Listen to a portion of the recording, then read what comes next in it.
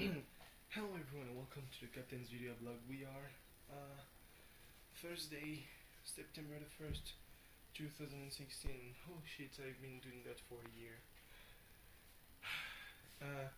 Last year, oh boy, I was just about to get myself a haircut. This year I had a haircut earlier in the summer, but you know, the one thing that I didn't have to do last year was learning how to shave. So I guess that I swapped one thing for another, and it's really not cool. I'm a bit tired. I'm not gonna lie. I just slept for maybe half an hour to maybe more than that in front of the computer. Yeah, that was something. Because it's like 5:30 in the morning. So yeah, we're Friday morning, and I actually think that if I hadn't fallen asleep, I would be probably sleeping right now. Whether it be forcefully, by just falling asleep during the upload, or just hoping, praying for the upload to go well and just falling asleep, because I'm really tired. I've been awake for the better part of 24 hours at this point, so who knows when I'm gonna wake up. But that's not really a problem now, is it? But yeah, let's talk about NXT. So NXT, now we can really say that it was the first show after Brooklyn, because you know um, when the show is taped before a takeover, you can feel that it exists in some kind of bubble where the storylines don't really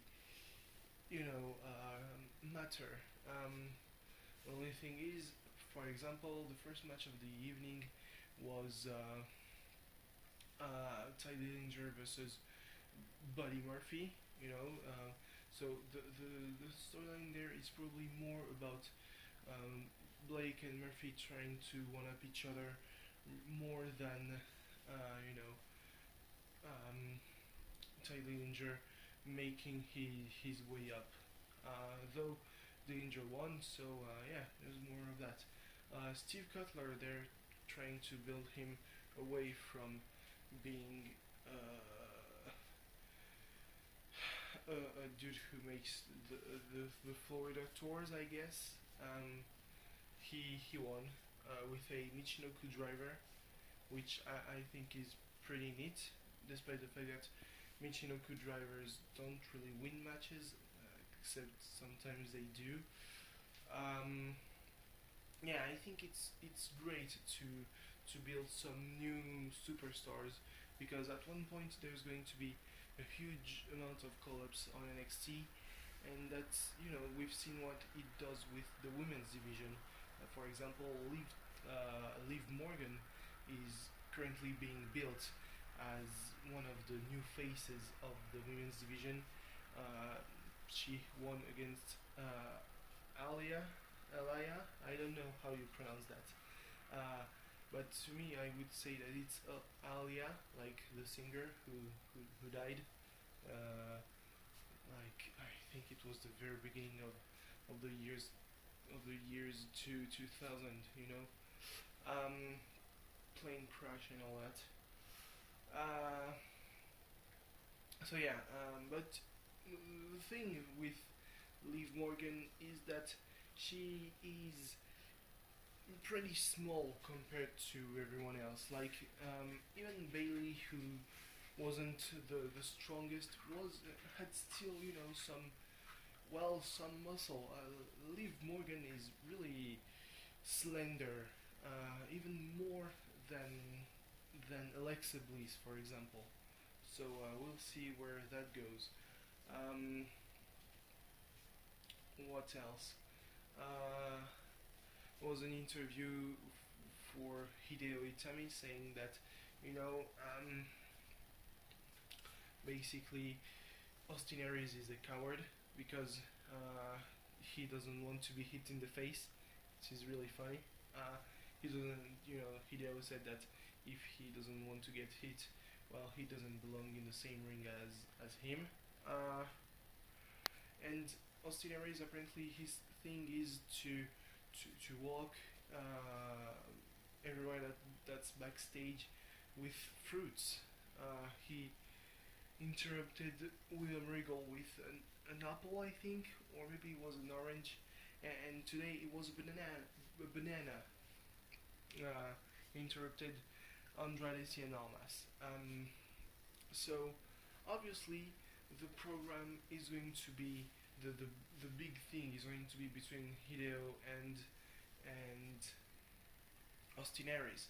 But I fear that they're gonna put Austin Aries in a thing against Andrade Cien Almas, and it's not gonna help Andrade because he, Austin Aries, he probably doesn't have enough heel heat to make Andrade be, really cheered for. The revival, they're not joking. Holy shit, they went to town with Tommaso Ciampa. Like, Tommaso was giving an update on the state of Johnny Gargano, so no turn right now, and the revival arrived, and Tommaso Ciampa felt, he sensed the trick, so he elbowed both of them, but they retaliated, and because they are so much bigger than him, they made rather quick work, but there is no quitting in Tommaso Ciampa, so they had to do their finisher, the something machine. I don't, words. Sometimes they escape me. There is an interview. There was. It's pretty strange, really, to think that we live in a world where Shinsuke Nakamura is a champion of developmental in WWE, and he said that he had fought against the best, and there was he was looking for a new challenge, and he said the new challenge was NXT, and it was the era of Samoa Joe, who apparently had more injuries than just the jaw, and he hid all of that before Takeover Brooklyn. So yeah, he's not going to be cleared for quite a while. I don't know if it's kayfabe, I don't know if it's legit, but there is definitely something going on. So yeah, what else? It wasn't the era of Samoa Joe, it was the era of strong style, which is pretty emphatic way to say that I am the boss. You see? But yeah, I feel very much like they are trying to create new stars. Apparently, No Way Jose is going to feud with Bobby Roode. Now, that's going to be interesting. No Way Jose had a match. He had a match against Angelo Dawkins. I still haven't figured out what's his thing. Like, he still has his singlet that says, nothing says I was an amateur wrestler better than wearing a singlet nowadays. And but he also has, just a weird attire. And he lost, of course. So yeah, pretty okay episode of NXT. Really, there's, after the roster got so depleted, there's obviously a lot of building up to do. It's wouldn't say that it's going from zero, because it's really not. But I would guess that from maybe 99%, we went back to 45. So yeah. On the other hand, the Cruiserweight Classic, every time there's a big match, I'm saying, yeah, it won't there's probably nothing going to rival that until the finals, and every time I am wrong. So this time I'm just saying, hopefully we're getting something as good next week, because Akira Tozawa and Grand Metalik, um, magnificent example of telling a story through flippy dudes. Um, just wonderful ring awareness from both, and Akira Tozawa just sells you with his face. His facial expressions just tell the story. He lost, but goddamn, he's good. Grand Metalik won with his Metallic driver, which is kind of a modified Michinoku driver. That's why I said that Michinoku drivers win matches sometimes. So yeah, it was a very, very, very solid match. It pulls you in, and I guess that after a taping of the Cruiserweight Classic, you might feel, really burnt out because of all the great wrestling. In the match, they know how to pace the matches, and that's really great. I don't know how much of it is called in the ring, and how much of it is done and rehearsed before, but I mean, when you watch it happening, you just take it in. When you see Akira Tozawa go for a snap suplex, and then he does the deadlift and bam into the German suplex, you're like, okay, sure, why not?